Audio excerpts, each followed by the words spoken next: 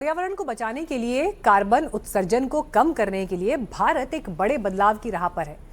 Petrol में ethanol blending अब 20% तक पहुंच चुकी है, जिसे हम और आप E20 पेट्रोल के नाम से जानते हैं। सरकार की मंशा साफ है, देश का पैसा बचे, पर्यावरण सुरक्षित रहे। लेकिन इस हरित बदलाव की कीमत क्या आम उपभोक्ता को अपनी जेब से चुकानी होगी? सवाल इसलिए उठ रहे हैं क्योंकि रायपुर के उपभोक्ता फोरम का एक फैसला इस मुद्दे पर टॉकिंग पॉइंट बन चुका है। ये फैसला क्या है? क्या E20 पेट्रोल आपकी चमचमाती गाड़ी के इंजन को नुकसान पहुंचा सकता है, या फिर ये सिर्फ एक तकनीकी चूक और गलतफहमी का मामला है? कचहरी में तथ्यों के साथ इस मुद्दे की फाइल खोलते हैं।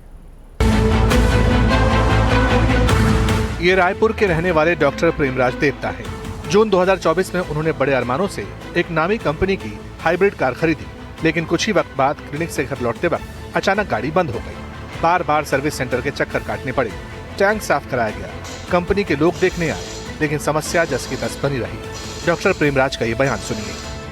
मैं जून 3, 2024 को गाड़ी खरीदा था और जिसका मैन्युफैक्चरिंग मुझे बताया गया था शोरूम की तरफ से कि दिसंबर 2023 का। जब पहली बार ये मसला सामने आया, मेरे को कोई शोरूम की तरफ से या कंपनी की तरफ से कोई मदद नहीं दी गई।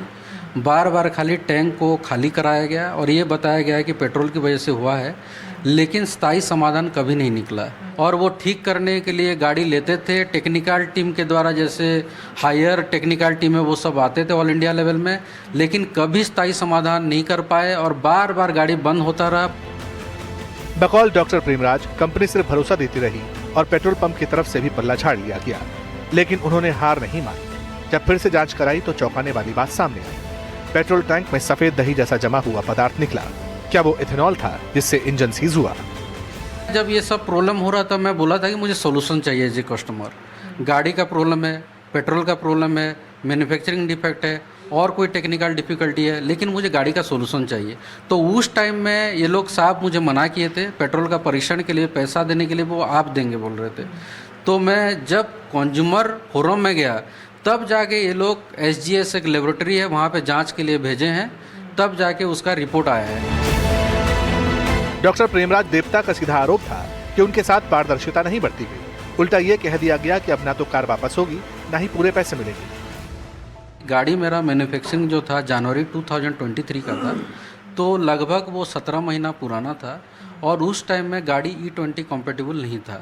तो उसके कारण गाड़ी में इंजन में प्रॉब्लम आया है और इसीलिए माननीय उपभोक्ता आयोग ने उनको आदेश भी दिया है कि नया गाड़ी वही मॉडल E20 कॉम्पेटिबल अथवा जो पैसा रिफंड करने के लिए बोला है, तथा जो मेंटल हेरेसमेंट से मैं गुजरा हूँ इतने महीनों से, उसका 1 लाख रुपया कॉम्पेंसेशन, तथा जो खर्च किया हूँ मैं उपभोक्ता आयोग जाने में, उसको 10,000 रुपये के रूम में देने के लिए बोला है। जब मामला रायपुर के जिला उपभोक्ता फोरम पहुंचा तो कार बनाने वाली और बेचने वाली कंपनी ने इसका कड़ा विरोध किया। कार डीलर और कंपनी की अपनी दलीलें थीं।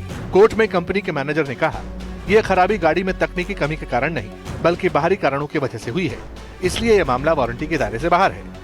लेकिन रायपुर जिला उपभोक्ता विवाद प्रतितोष आयोग ने कंपनी के इन तर्कों को खारिज कर दिया। फोरम ने आदेश में यह महत्वपूर्ण टिप्पणी की कि अब अधिकांश पेट्रोल पंपों पर E20 पेट्रोल ही सामान्य रूप से मौजूद है, जिससे उपभोक्ताओं के पास दूसरा विकल्प लगभग नहीं बचा है। आयोग ने कहा कि ऐसी सिचुएशन में वाहन चालकों से ये अपेक्षा नहीं की जा सकती कि वो E20 पेट्रोल का उपयोग न करें, जब अन्य विकल्प उपलब्ध ही नहीं है। फोरम ने माना कि अगर गाड़ी जनवरी 2023 की निर्मित थी और उसका इंजन E20 फ्यूल के अनुकूल नहीं था, तो बिक्री के वक्त उपभोक्ता को उसकी स्पष्ट चेतावनी और जानकारी दी जानी चाहिए थी। इसी आधार पर फोरम ने कार निर्माता कंपनी को आदेश दिया कि 45 दिन के अंदर उपभोक्ता को उसी मॉडल की नई E20 पावर्ड कार दी जाए। ऐसा न करने पर गाड़ी की कीमत, RTO और बीमा मिलाकर कुल 20,50,494 रुपए का रिफंड दिया जाए। मानसिक प्रताड़ना के लिए 1 लाख और अदालती खर्च के लिए 10,000 का हर्जाना भी दिया जाए। तय समय पर भुगतान न होने पर 7% ब्याज भी लगेगा।